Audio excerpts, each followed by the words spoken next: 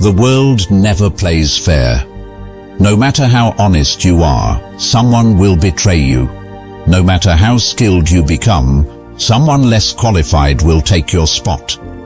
No matter how hard you work, someone else will find a shortcut and get there first.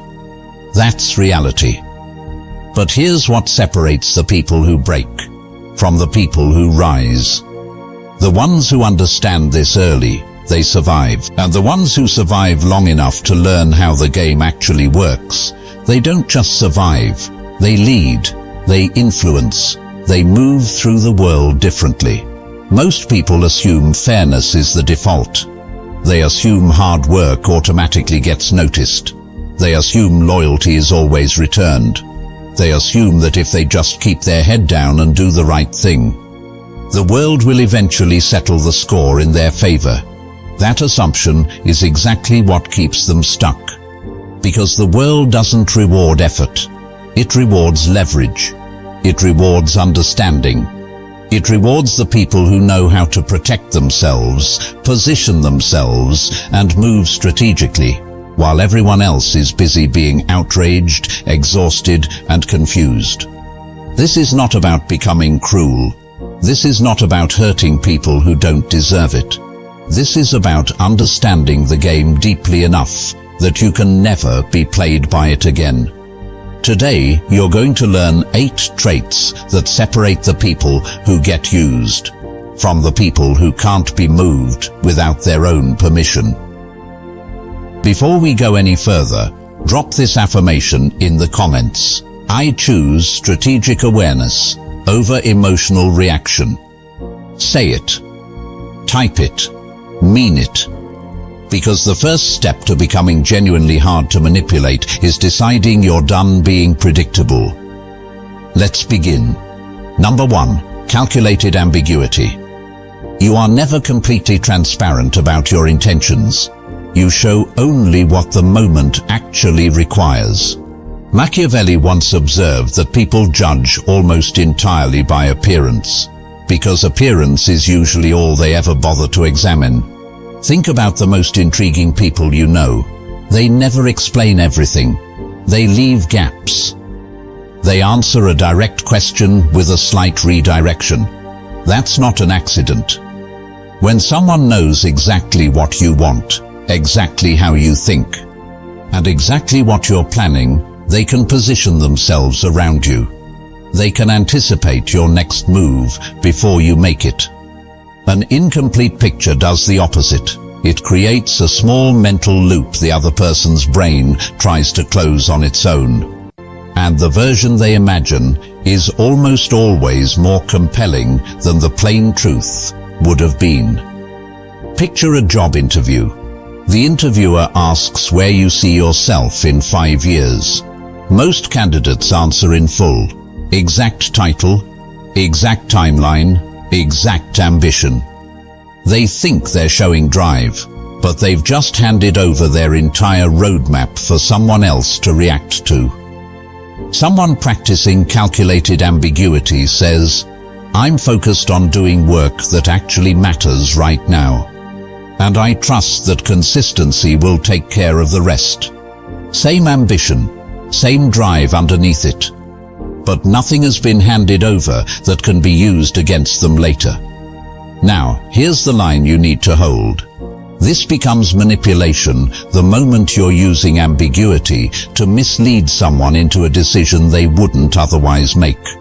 The healthy version protects your own strategic space. It never invades someone else's right to an honest answer when they've actually earned one. Your information is currency. Don't spend all of it in the first conversation. Number 2. Adaptive presence. You are not the same version of yourself in every room, and that isn't dishonesty, it's competence.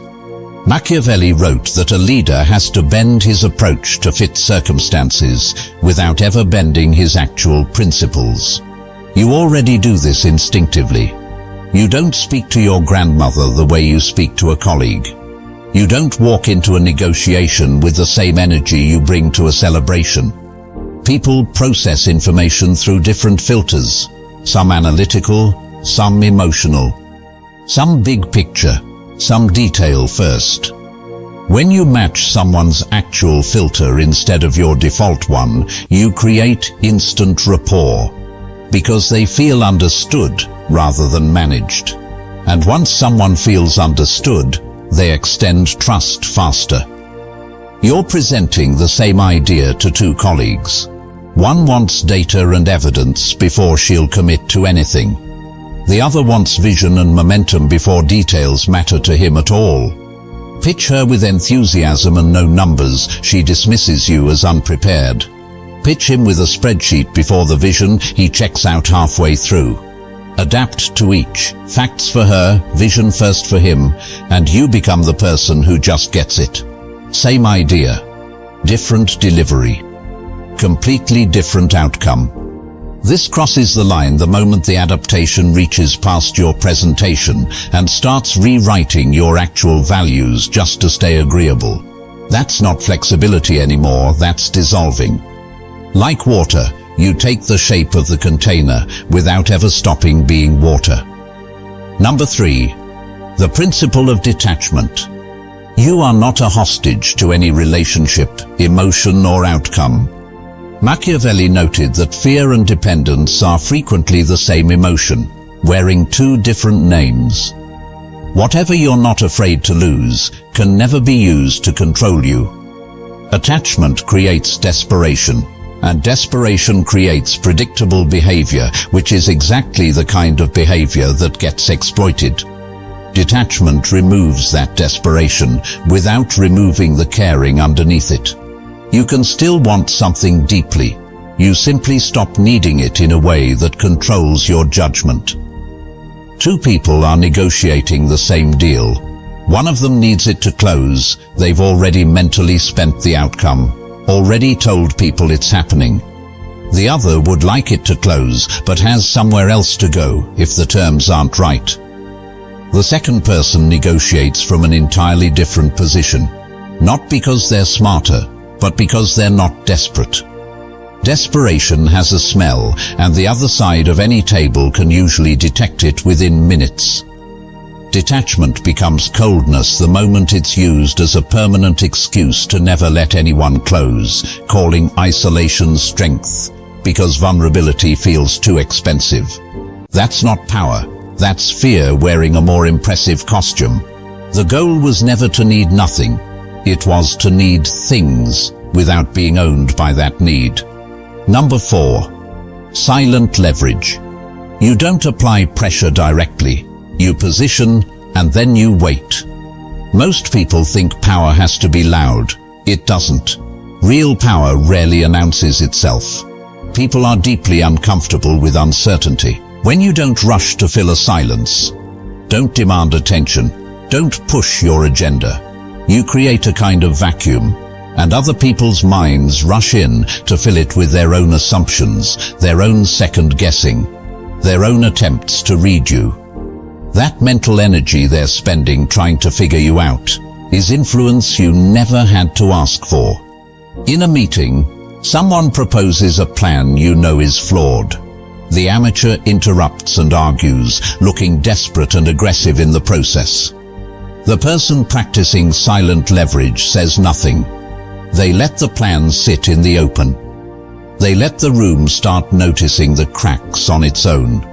When people eventually look around for direction, they land on the one person who never raised their voice. Nothing was said, and yet the room turns to them anyway. This becomes manipulation the moment silence is used to coerce someone through implied threat instead of patient positioning. The healthy version creates space for the truth to surface naturally. It never manufactures fear just to control the outcome. Number 5. Psychological mirroring. You learn to reflect people's real needs and fears back to them. Not the surface complaint, but what's actually underneath it. Machiavelli observed that most people judge by the eye rather than by the hand, because few are willing to look past the surface to what's really there. The human brain has a basic need to feel understood. When someone accurately reflects your experience back to you, it triggers the same response associated with trust and connection. Once a person feels truly seen by you, they naturally extend more openness, more trust, and more weight to what you say next. A colleague says, "I hate my job."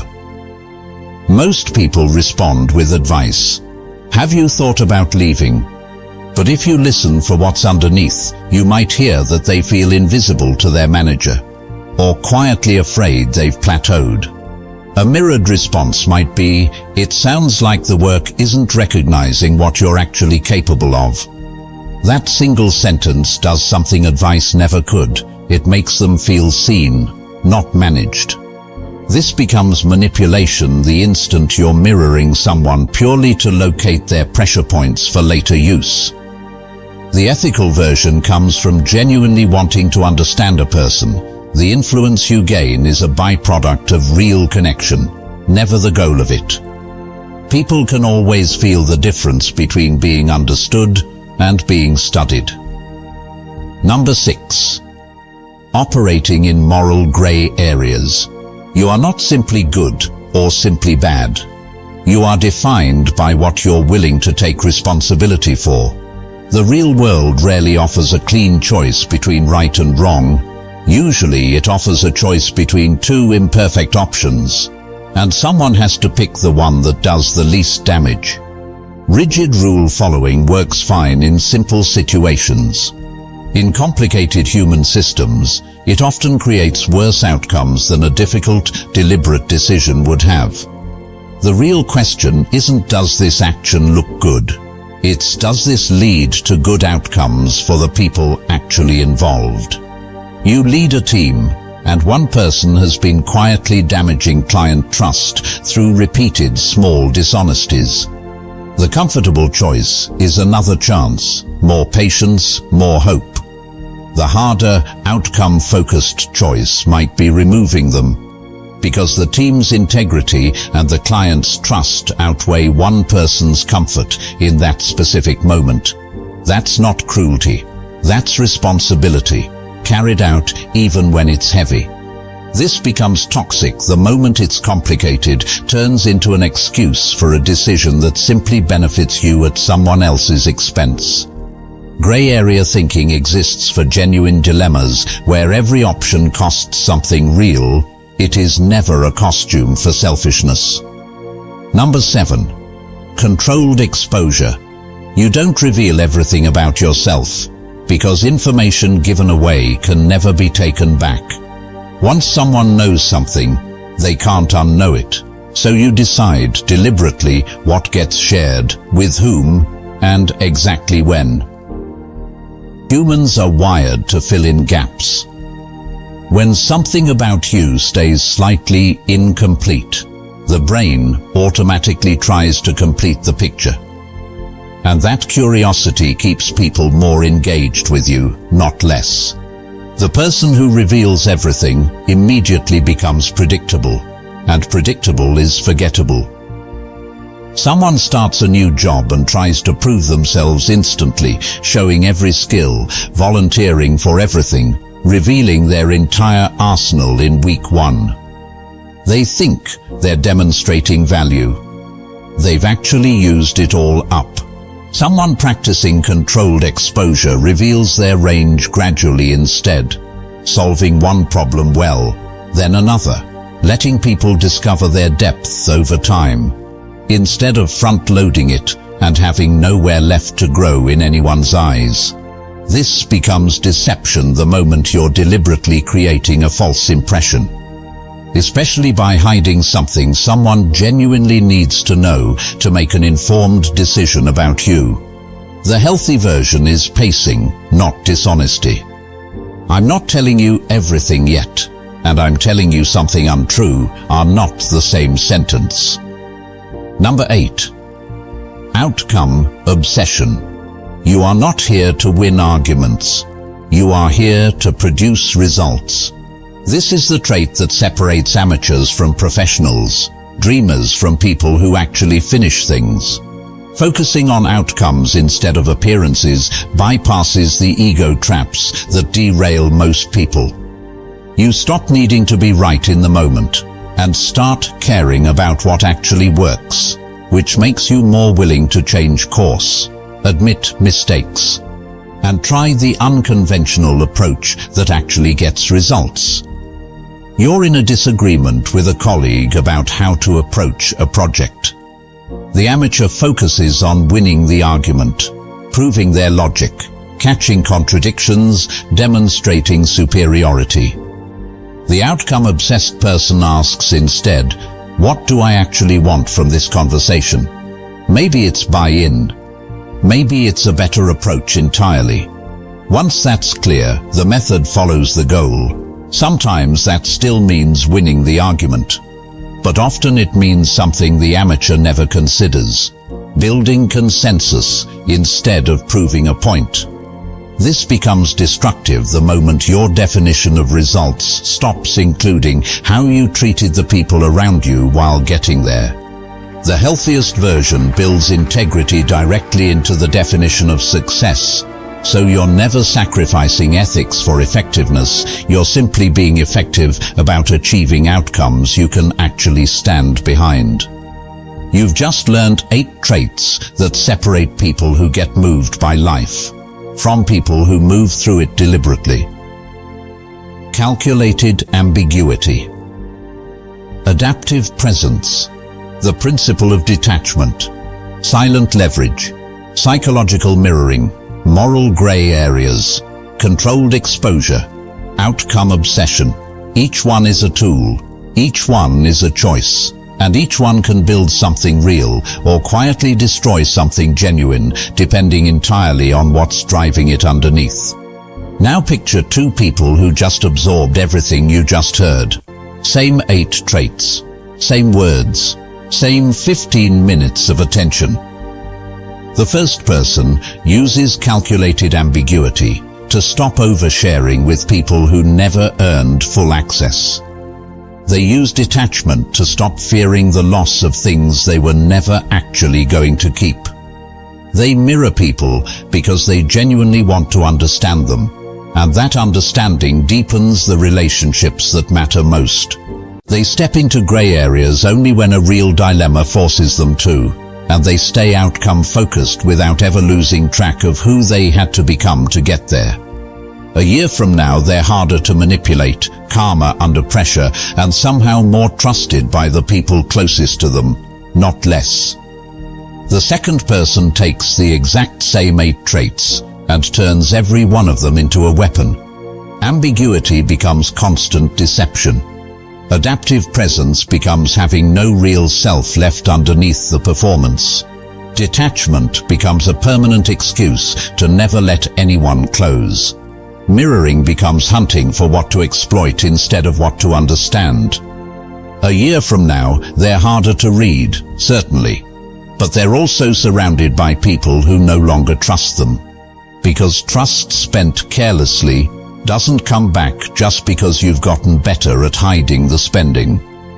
Same 8 traits, same starting point, 2 completely different destinations. And the difference was never intelligence, it was never even strategy, it was always whether the goal underneath it was protection or domination. Which one are you choosing to become? Tell me in the comments which trait you're starting with first, and be honest about it. If this gave you something worth carrying with you, hit that like button and share it with someone who's been playing checkers when they should have been learning chess. And if you haven't subscribed yet, do it now, because we're just getting started. Stay strategic, stay grounded, stay powerful,